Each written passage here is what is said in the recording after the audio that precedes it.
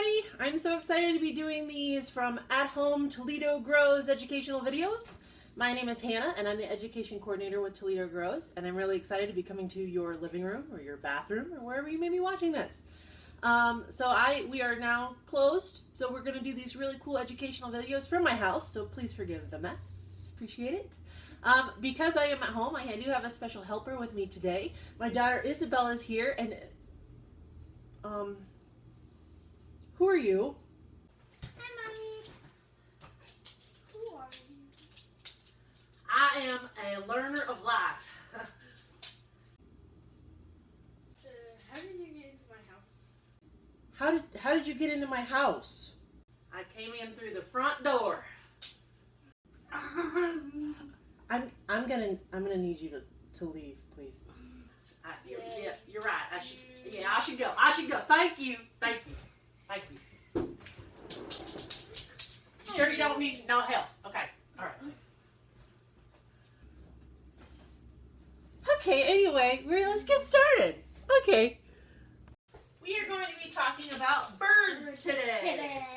So we are talking about birds because birds are on their way back from migration. They're coming back from going south for the winter, since we just celebrated our first day of spring yesterday. So happy first day of spring. Happy first day of spring to you.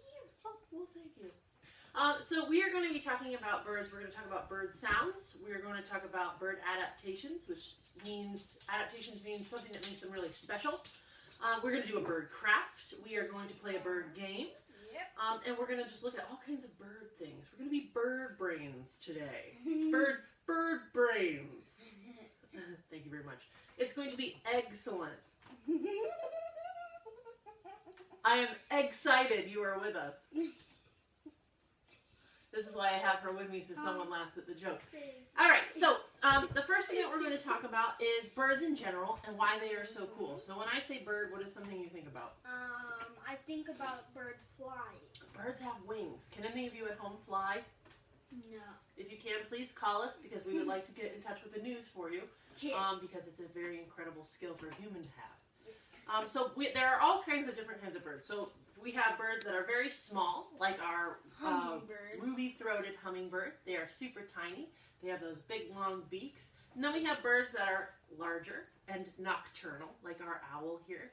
This is a barred owl, and they come out at night. That's what nocturnal means. Yes. So barred owls are very cool. And then we have huge birds like our bald eagle, which are very exciting and cool.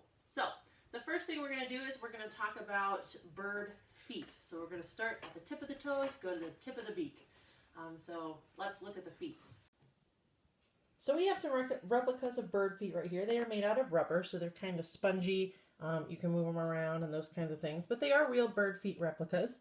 And there are 3 different birds. And looking at them, I'm going to explain some of the different concepts behind each foot. And I want you to see if you can guess what kind of bird these feet came from. So the top bird foot here is from a very large bird that has large, sharp talons to take care of getting its food and hunting for fish and those kinds of things. They also use those long 3 toes to wrap around branches so they can sit high up and look down at their prey, which is the things that they are hunting for. The second bird, the one in the middle, has webbed feet for swimming in the water. They use those like paddles, like fins, like a scuba diver wears, so that they can move through the water more easily. The last bird is a little tiny bird, has a cute little song that bounces around outside your window probably sometimes. They do have little tiny claws on the end of their feet, but they are used for digging in the dirt, looking for bugs, looking for seeds, and those kinds of things. Do you have any guesses? The first one is our owl. So the barred owl uses that big claw to hunt for mice and things like that. It also uses those really great long fingers to sit in its habitat. So our second one is? Our wood duck. A wood duck. Wood ducks have webbed feet to help them move through the water. All ducks, for the most part, have webbed feet, geese, those kinds of things, because they're what's called waterfowl. So they have to have those big, beautiful webbed feet to help them do their waterfowl business. Go. So next we have our Cardinals. cardinals.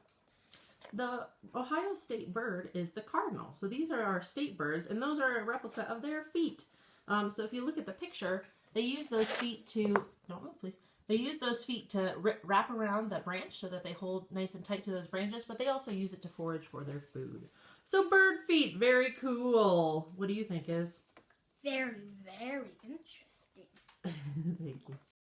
The next thing we're going to do, I want you to get up and you're going to move with us. We're going to talk about energy chains. So using those feet, a lot of our birds help them get their food. So we're going to talk about an energy chain. And an energy chain is basically how you get energy from one thing to the next. So Izzy, what are some things that can give you energy? Corn and chicken. What, and other foods? Like peaches, eggs. Very good. All right, what else can give you energy? The sun. The sun. All right, and what do you do in your bed each night? Sleep. Getting lots of sleep gives you energy. How about, what should you drink? Should you drink soda? No. What should you drink for good energy? Water, milk. Water, milk. Those are good choices. All right, so what we're going to do is I need you to get up off your seat, and we're going to do this together.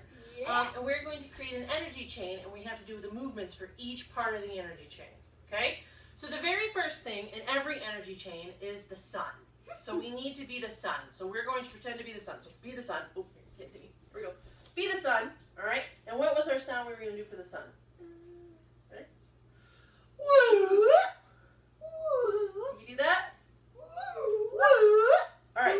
So every time we call on the sun, that's our sun move. Now, the sun gives energy to everything on the planet. But today, we are focusing on the things that grow. And the thing that grows is? Our corn. So we have a corn here.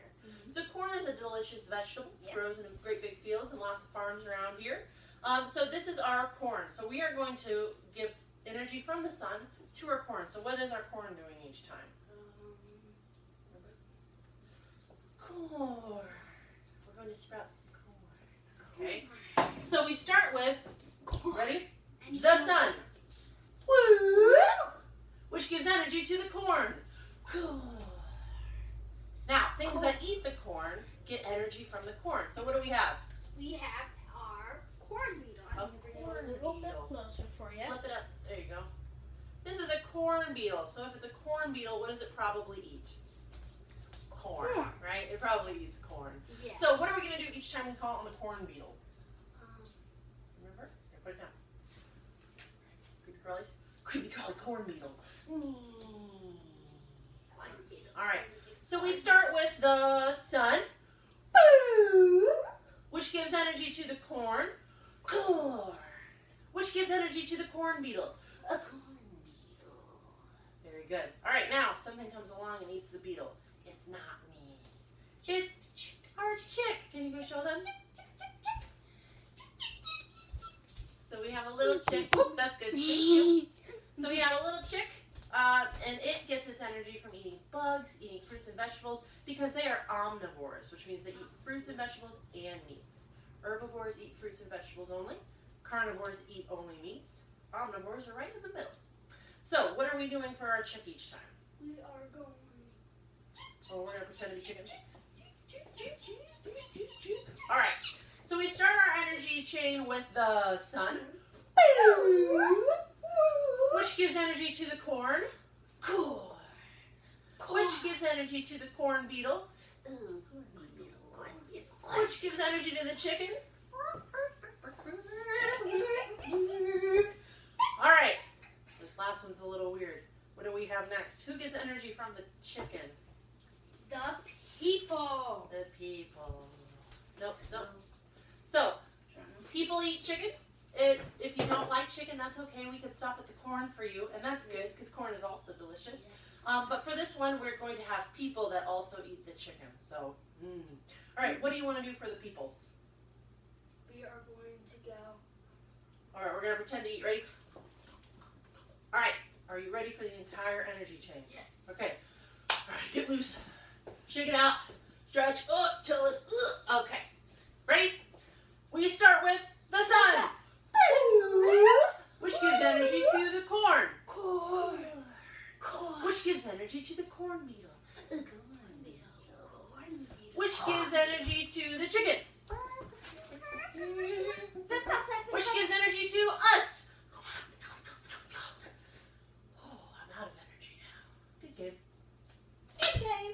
you something else. All right, now that we've talked about food, we've talked about feet, we're moving on up. We're talking about nests. Most birds lay their eggs in a nest. So we have Izzy right here with some pipe cleaners trying to work on making a nest. I happen to have a lot of pipe cleaners laying around. If you don't have pipe cleaners, that's okay. You can go out and get actual sticks and make a nest. You could just use string. You can use, hey, what's that sound? Oh no. Excuse me. Excuse me. Look, y'all, I made a nest. Yeah, they're the clean clothes. I found them in the hamper. So, yeah, I helped myself, but now I'm a comfy birdie in my nest. Excuse me, why are you sitting on my clean clothes? I made a nest.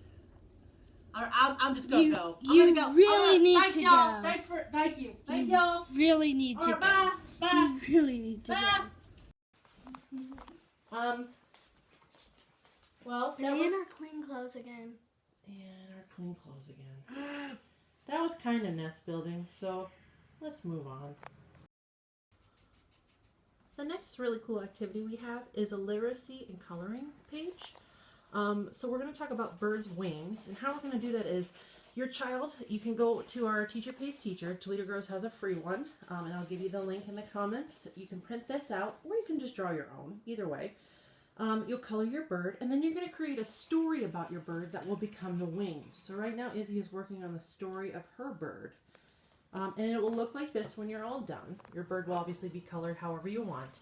But what you do is you have your paper here that you fold into a fan. Hey, Iz, can you help me? Get that off. There we go. That you fold into a fan. Can you pull it out so we can take a look at it?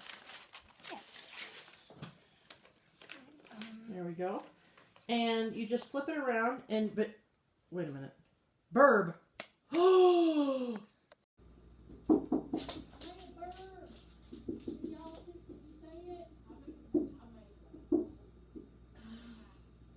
You need to go. You need to go. Now. Go. This is a literacy project you can do with your kids. And you can also hang it up and make a really great decoration. I don't know what's happening. All right, now we're going to talk about bird beaks.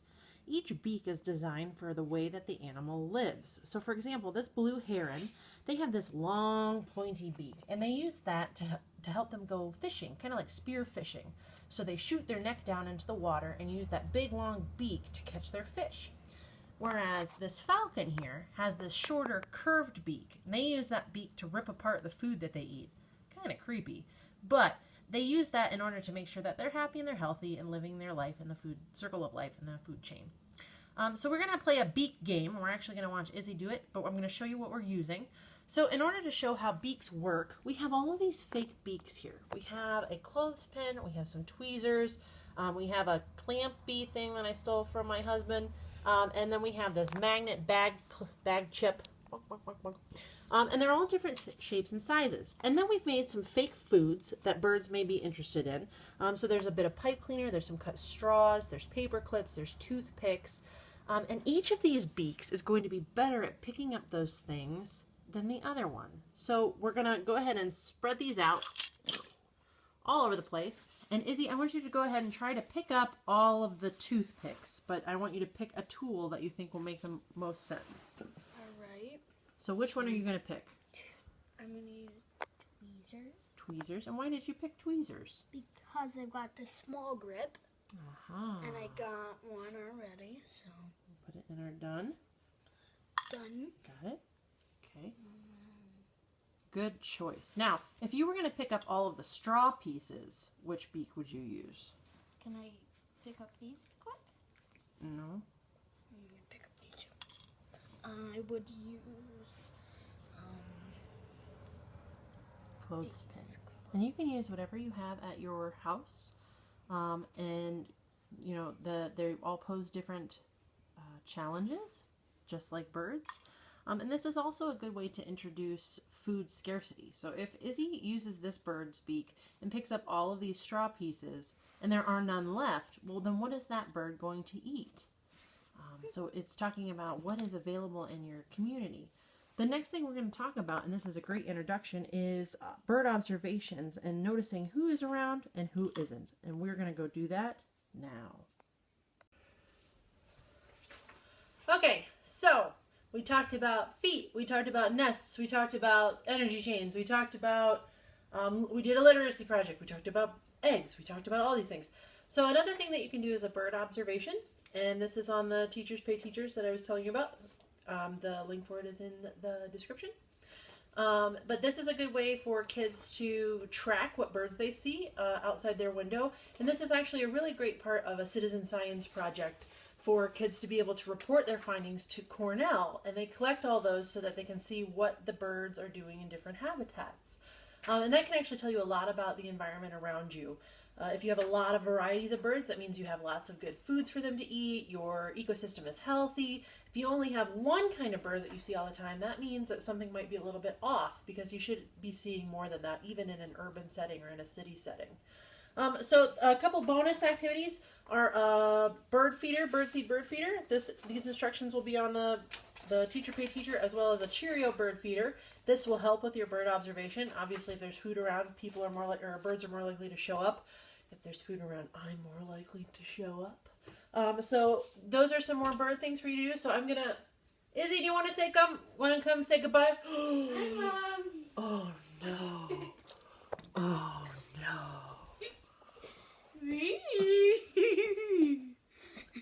They got to her. Oh. Well, we'll see you next time. Bye.